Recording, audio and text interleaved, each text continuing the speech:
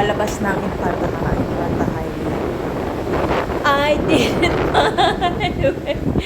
Yan, may mga nagtitinda rin dito. Mais, gulay, sakaling magutom, at dyan lang sila. Tapos yan, napakalawak ng kalsada. Pababa siya.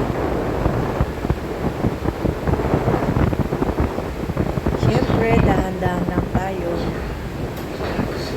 Dapat si Riders ang gagawa nito eh. Kaso si Rider, si Oragon, ayun, inaatake na arthritis. Kasi maghapon siya ng pumaneho. Alam mo na, pag nagkakaedad, pag nagkakaedad na arthritis, rayuma, atak! Ayan, dire-diretso lang siya. So, medyo malayo pa dito ang highway. Pagkaabutin pa tayo sa part 3. Pero maganda kung masusubaybayan nyo. Salamat po sa mga nag-subscribe sa amin, sa palaging nanonood ng aming munting video. Salamat po. Kami po ay baguhan lang dito sa YouTube. At kami po ay nagpapasalamat sa inyo. At muli po, salamat po sa pagtangkilik nyo sa aming munting vlog-vlogan. Ganda ng daan, no? Para bang maiisip nyo lang na nasa probinsya kayo, nasa Bicol. Yan. Kunti pa lang din ang tao dito.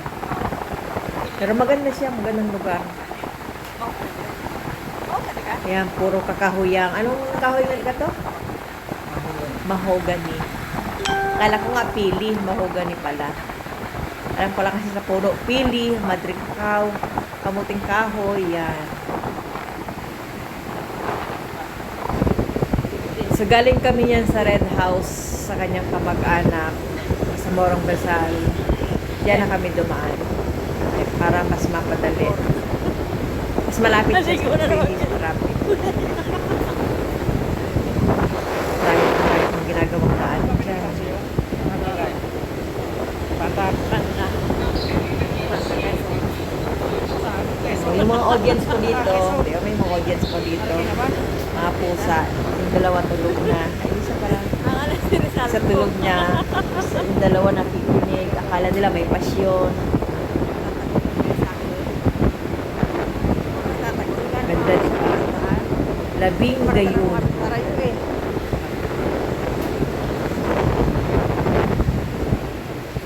So, medyo malayo pa dito ang highway. Kaya, baka dumating pa tayo sa part 3.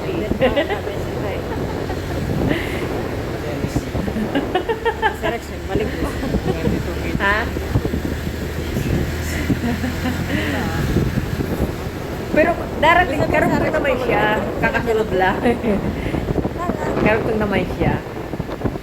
Yung Infanta Highway, ang ganda, napakalawak.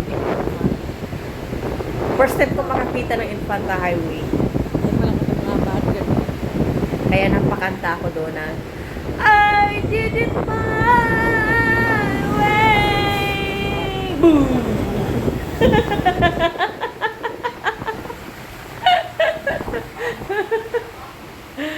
Palabas na tayo kaya medyo dumadami na ang nakatira sa yan sa daan sa paligid. Pero safe naman dito. Mukha naman mga Bicolano nakatira dito eh. Ganda, no? Mga alaga ko, akala sila pinukantuan ko. Kikinig.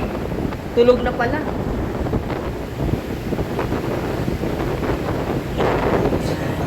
Tulog na sa kanta ko ngayon.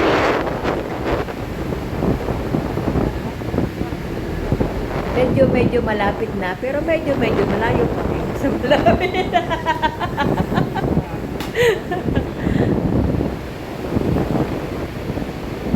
Ganda siya, diba? Napakaluwang. Siguro ngayon, kasi bago lang, hindi pa masyadong nakikilala ng tao.